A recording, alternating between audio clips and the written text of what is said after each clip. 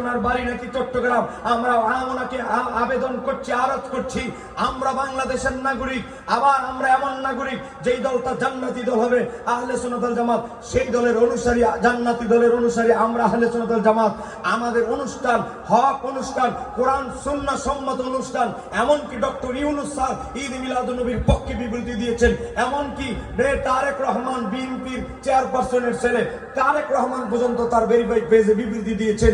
এমনকি সারা বিশ্বের মুসলমানদের গর্ব রিসেপ তাইয়েব এরদোগান তার ভেরিফাইড পেজের মধ্যে ঈদ মিলাদুন্নবীর পক্ষে 9 মিনিট বক্তব্য দিয়েছেন।